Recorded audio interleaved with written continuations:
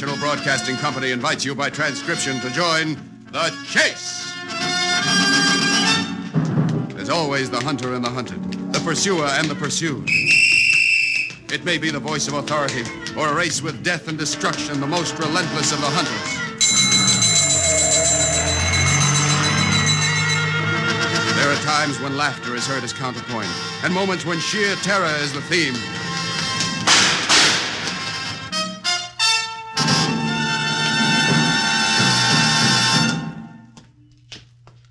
But always, there is the chase.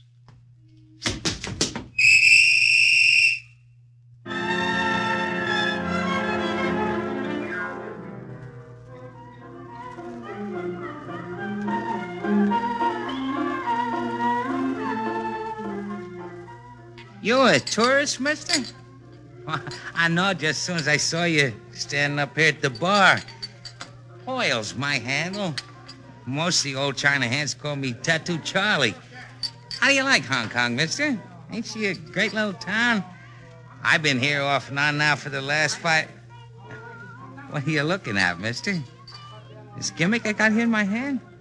It's a Chinese Buddha, made of gold. They could have bought and sold Hong Kong twice over not so long ago. I can see now that you're laughing, just like all the rest.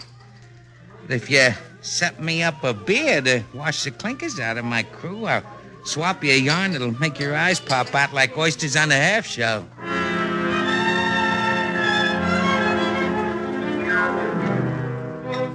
I'm not superstitious, mister. Get that straight before we begin. I can't help thinking it was Saturday the 6th of June when this rhubarb commenced to start. I was an able seaman first class when my ship put into Hong Kong harbor. As soon as I got shore leave, I headed for Lee Hip Singh's joint, just off Queen Street near the main drag.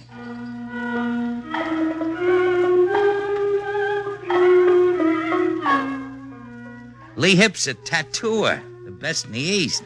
And I wrote him in advance to make a date and add another masterpiece to the collection I already got on my arms and back.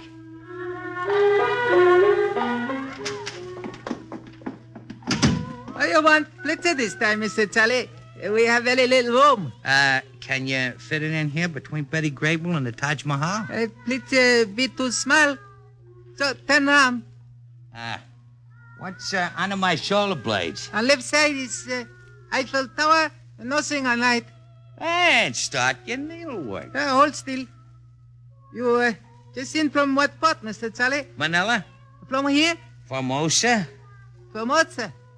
Taipei? Yeah. Take it easy with that needle. You bend down a little hard. When you sail for Formosa, Mr. Charlie? 5 a.m. tomorrow morning. Why? Nothing important. Except Lee Hip have good plan on Formosa. Maybe you take him small flavor for me? You want me to deliver something? His good luck Buddha is made of gold. Lee Hip plus Tattoo Charlie. No, good luck Buddha be delivered okay. You got a Buddha made of gold? Wait here, Mr. Charlie. Hip Sing, show you.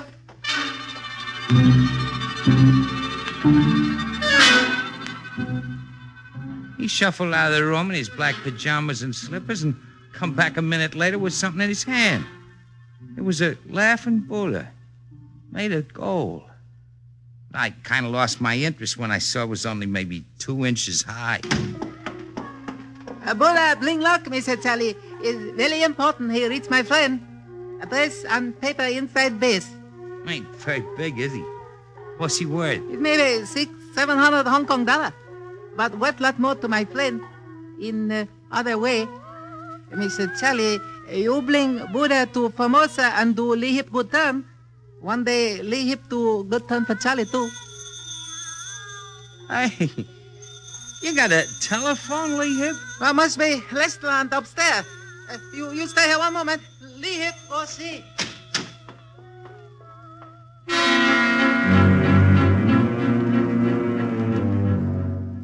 He was lying, and I knew it. That phone ring was coming from his bedroom next door. While I was wondering what a guy who made coolie money was doing with a phone in his dump, I heard him jabbering away in the next room in Chinese. Old boy was getting excited. He sounded scared. When he come back 2 minutes later, his skin was as green as that band on your Panama, mister. He looked like a man who just got the fright of his natural life.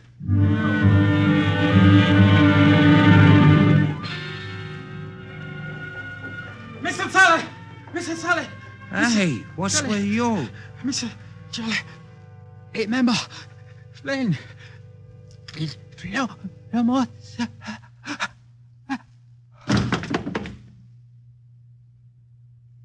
He hit the floor like a sack of flour and didn't move. He croaked just like that right in front of my glimpse, mister. Not a scratch on his side. Must have been his ticker. An excitement on the phone. I wasn't waiting for no medical reports. I jumped into my shirt and started for the street. But I only got as far as the door.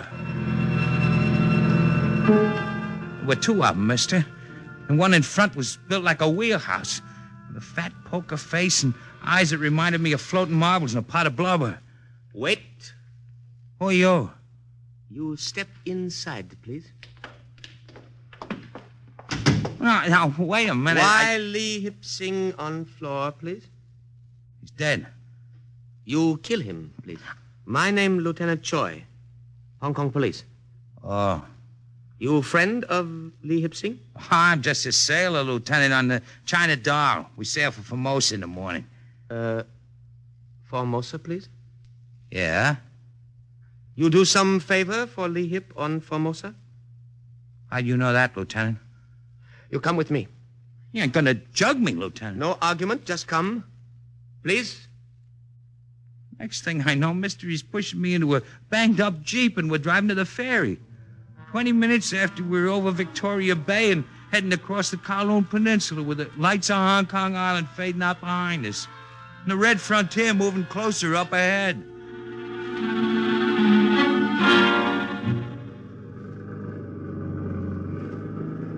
Hey, where we going, Lieutenant? I tell you soon. Now, wait a minute. This is highly irregular. You know that, don't you? Please? I'm a United States citizen. I got a right to my rights. You listening to me, Lieutenant? Where you taking me? The Commie border's only 20 miles away. I gotta get back to my ship, Lieutenant. We sail in 6 hours. Don't you hear me? Let me loose. Let me loose!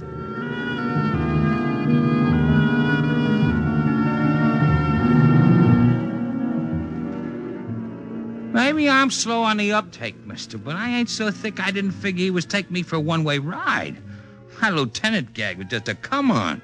I knew I had to talk fast to swap my one-way fare for a round-trip ticket.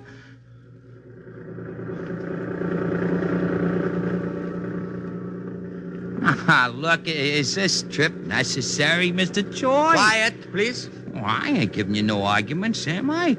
Why the rough stuff? If there's something you want out of Tattoo Charlie, just ask for it. We ask when we come to border. Soon now. You mean you drive me over the British line? You must be a commie agent. What do you want with me? What's the matter? Cow block road. You want me to move him? You stay, please. I move cow with this.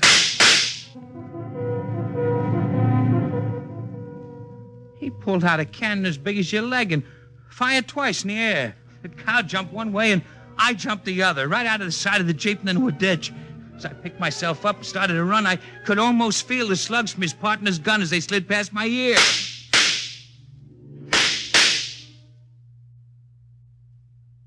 What happened? Well, I'm here, ain't I? My luck held out. That was only the beginning. Wrestle me up another lager, mister. Because now it really gets to be a yarn.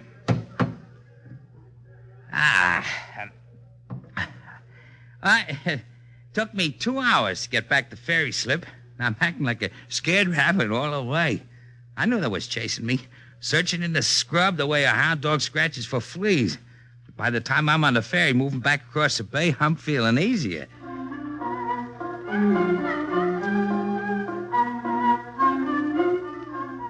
Well, I'm back on Queen Street and heading for a British copper precinct when I run smack into Eddie Trock, third mate on the China Doll. He's got more than a couple in him already, and he's looking for a fight when he spots me coming up the sidewalk, grabs my arm. That dude, Charlie. Eddie. Where you been all night, you stupid slob? I've been busy. Busy? When you ought to be getting tanked? We sail at 5. Something happened, Eddie. I gotta go see the coppers. The coppers? What for? I've been kidnapped. Kidnapped? You? What'd they trade you back for, a hunk of rusty bulkhead? They wanted this, Eddie.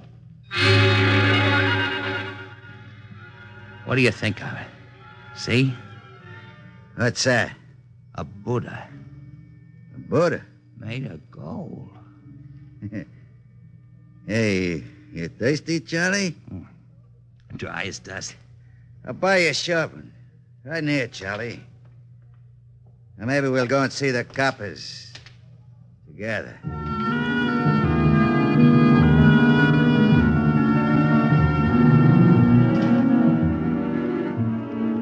We had some scotch after that, and then we tried a little Hong Kong gin. By 3 a.m., mister, the world was getting cozy again.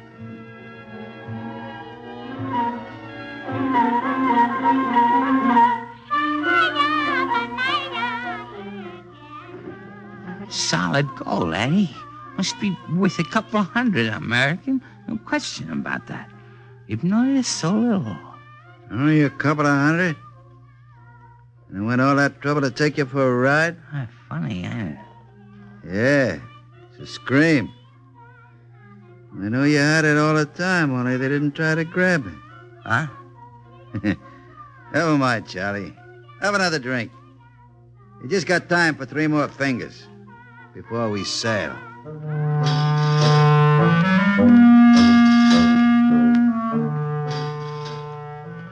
It was them last 3 fingers that did it, mister. 'Cause I passed out like a light. When I come to and shook the busted glass out of my skull, the joint was empty. Eddie was gone. So was my little gold Buddha. It was Eddie who crossed me, and I should have known. He cut his grandmother's throat for a chew of tobacco. When I turned around and started walking back toward Princess Street, I passed an alley, and I heard something groan. It was Eddie Truck, lying flat in his face. His shirt was torn nearly half off his back, mister. He had a 10-inch butcher knife sticking out of his side.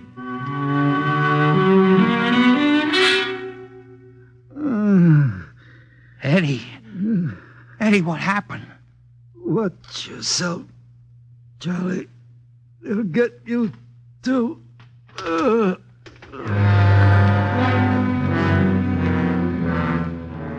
He rolled over once, mister, and he stretched out his hand. And he opened his palm as he kicked the gong, and a laughing Buddha rolled out at my feet. Hello, please. Joy. No time now for ride, please. Turn. You ain't gonna shoot me in the back, Joy. Turn. Hey, what are you doing? Lay off my shirt. Stop pulling at me. Let me go.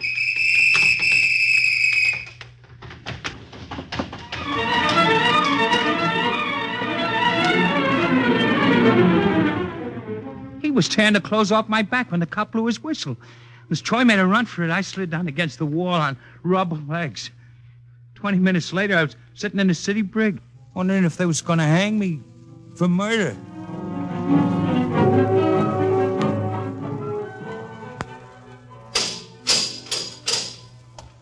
Yes, you know. My name's Howard, old boy, British intelligence. Yeah, how do you feel? Oh, great. I'm booked for murder. I'm in a regular holiday mood. Did anyone mention murder? What'd you lock me up for? You're free to go whenever you please. After you answer my questions. I told that desk sergeant everything I know. I found Eddie Truck in the street with a sticker in his bag. The commie agent was the one who done it after he tried to take me for a ride. For this. Oh, you got my Buddha. It's rather interesting. Where did you get it? Well, I told that to the sergeant, too. Lee Hip Singh gave it to me to take to a friend. Oh, yes, the Chinese tattoo artist who died of a heart attack this evening. And it was his heart. Very interesting, but let's get back to the Buddha. You say he asked you to deliver it to someone. To whom? Well, the name was inside the bull. We found the slip of paper in the base. Was anyone else mentioned? Say, what is this? Why should a 2-inch hunk of gold start a ruckus this size? The Buddha isn't gold, old boy. Merely gold-filled. And it ain't even worth 200. As an ornament? Hardly. Here. You giving it back to me? Naturally, it's yours. Thanks. Can I go now? Of course. Just like that? Just like that. Oh, and incidentally, you'd better buy yourself another shirt before you're pulled in again for indecent exposure.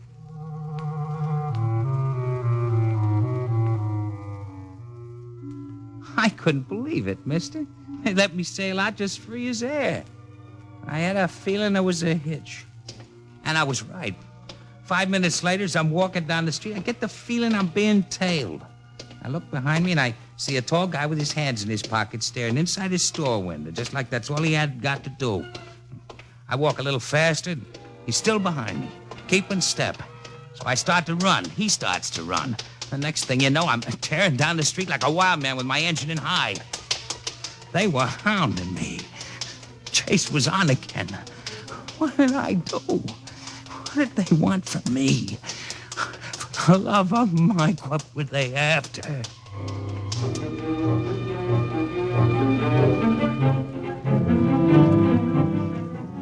I give him the slip once more. I duck into Repulse Street where Sugar Bowl Annie lives. Annie's an old China hand, mister. She's been here 40 years. She speaks Chinese like a native. But the Sugar Bowl's always good for a handout when the going gets rough. Annie? Annie, wake up. Let me in. Annie! Who's out there? Tattoo Charlie. Let me in. That was close. You being followed? Yeah. By who? Everybody in town, practically. I'm getting so popular they're even tearing souvenirs out of my shirt. What have you done, Charlie? Nothing. Who did you croak? I didn't croak nobody, I tell you. Let me sit down, take myself a breather. I'm fresh out of lungs. Take a look out of the window, Annie, and see if there's anybody on the street. Stay put. Well? There's a tall guy outside moving up and down. You recognize him, Annie? There's nobody I don't recognize in this part of China. He's a British agent. What about a Chinese named Choi? Ever hear of him? Small guy, built wide, with a face like a Siamese cat. That's my boy. Red agent. Works in and out of Hong Kong and Macau. All right, Charlie. Mooch along. You ain't throwing me out, Annie. I ain't running a rooming house for hot ones like you, Charlie. That's a cinch. All right. All right. Wait a minute. I got an old shirt left here by a crumb bomb, I know. Maybe it'll fit you. The one you're wearing is falling off your back. Ah, thanks, Annie. You can go up on the roof and cross over to the Chinese chow joint next door. The guy outside will be looking for you to come out of this house and not the next one. And don't come back here, sorry? This is shirt? Yes. You could have washed it. Smells like Bill's pipe. You want me to drown it in French perfume? Put it on and get... Okay, take it easy. Just let me change shirts. What's the matter? What are you staring at? Your back, Charlie. What about my back? For crying out loud, what are you gaping at? Tell me. There's a kind of a map tattooed on your back with some Chinese writing under it. A map? Get over here by the mirror and twist your head. Now, what would he do that for? Who? Lee Hip. I told him I want a picture of a dancing girl in that spot. Why? Annie. What? Eddie Trock. They found him with half his shirt torn off. Who's Eddie Trock? And Choi. He's the guy who tried to rip my shirt off, too. Now I get it. In the dark, they must have mistook Eddie Trock for me. And this tattoo must be what they're looking for, Annie. Can you read what it says? No. Well, you told me you could read Chinese. It's a different dialect. Must be from Mongolia somewhere. I can't make it out, but I know someone who can. Get him. Now? Oh, no, next Thursday. Let me wait till I got what Eddie Trock got before I find out why I'm the patsy. I'll be back in half an hour, Charlie. And don't open this door to anyone else but me.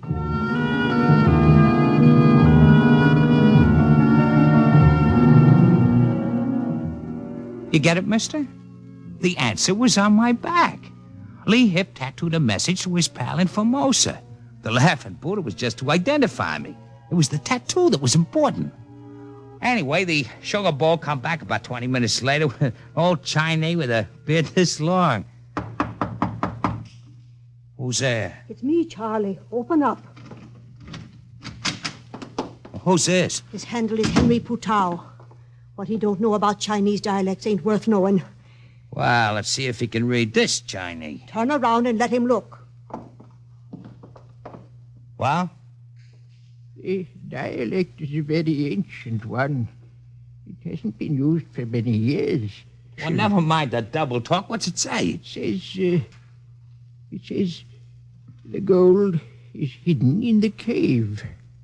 Follow the red line. What red line? There seems to be a red line that runs through this diagram tattooed above the message.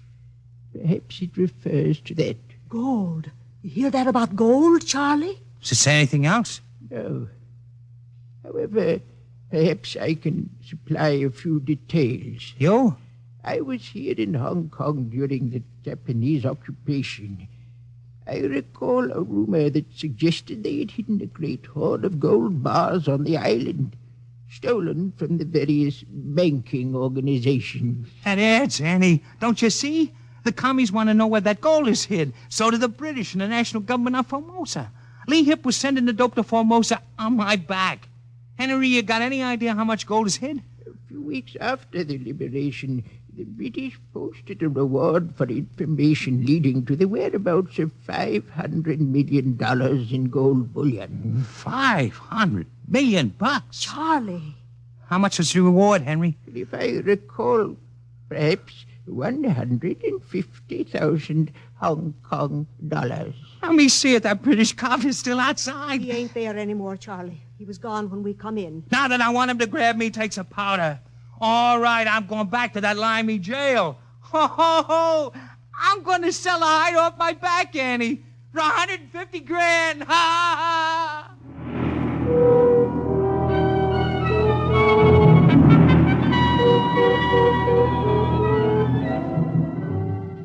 Now, when I left Sugar Bowl Annie's, if I'd have walked straight up Queen Street, this yarn might have had a different ending.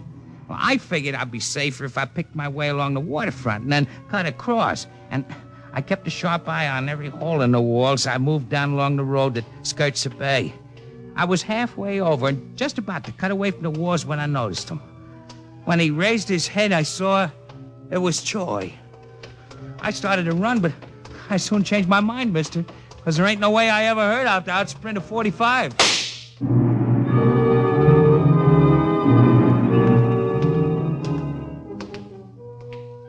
Okay, I'll wait. You don't move, please. What do you want, Choi? You come, please. Where? Sampan at end of wharf. We going for a boat ride? No talk. Walk.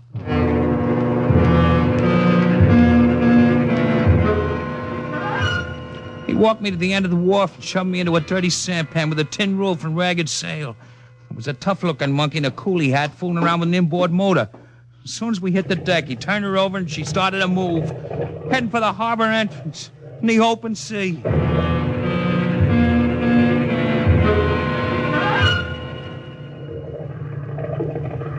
Where are you taking me? Soon you'll see. Well, can't we talk this over? No talk, please. Just sit. Now, I'm warning you, Choi. I got my rights. When the American ambassador hears about this, it's going to be trouble. I'll be an international incident. That's what I'll be. You'll be food for fish, Tattoo Charlie. Nothing more. Listen, the tattoo's on my back. Copy it down and let me go, will you? I won't horn it. You can take the gold. They're shooting at us. They're shooting at us from that boat off the port side. Let me out of here. Don't move, please. Let me out. Let me out.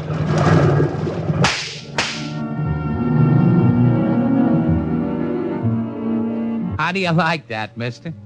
Sounds like a moving picture, huh? Saved by the British Horse Marines in the nick of time. It was a harbor patrol boat. Half an hour later, I was inside that British jug again. Only this time, it was a pleasure. Ah, right, Mr. Howard. Get a bit of a soaking, old boy? Oh, that's all right.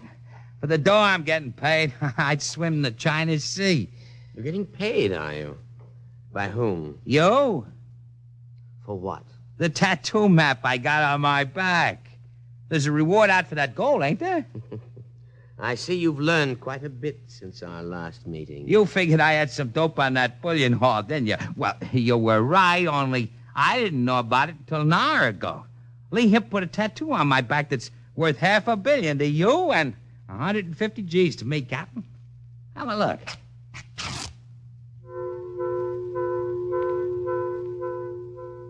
Well? I don't see anything except some silly pictures. Oh, the map. The Chinese writing under my shoulder. There's nothing there but a smudge of dirty paint, old boy. Sorry. A smudge of dirt? It can't be. Give me a mirror, quick.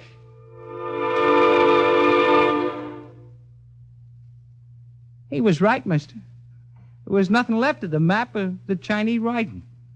See, Lee Hip was in a hurry, and he didn't have time to use his needle to make it permanent. He just used his tattoo painting.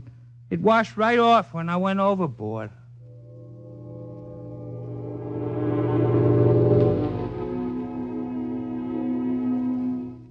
Well, that's the story, mister. All I got left is a little gold Buddha I'm holding in my hand. What's that? You want to buy the Buddha for a souvenir?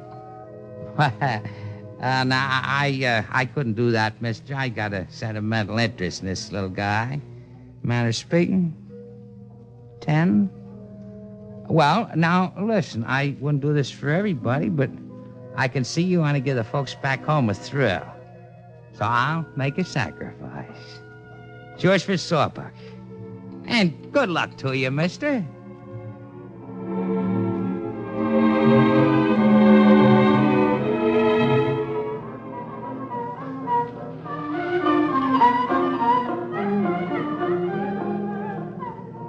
You a tourist, mister? Ha, I know just as soon as I saw you standing at the bar. Hoyle's my handle.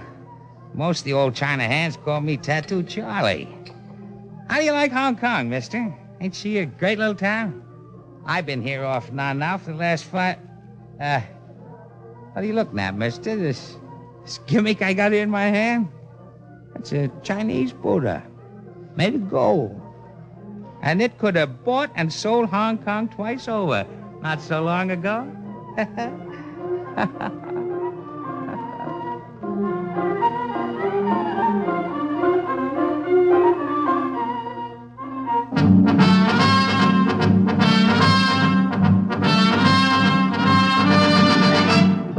The Chase was created and written for the National Broadcasting Company by Lawrence Clee. Featured in tonight's cast was Kermit Murdoch. Others were Santos Ortega, Donald Buca, Leon Janney, and Abby Lewis.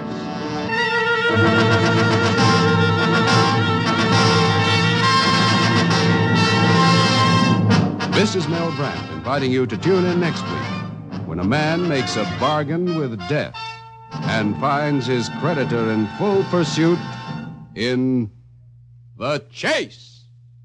The Chase is transcribed and directed by James Harvey.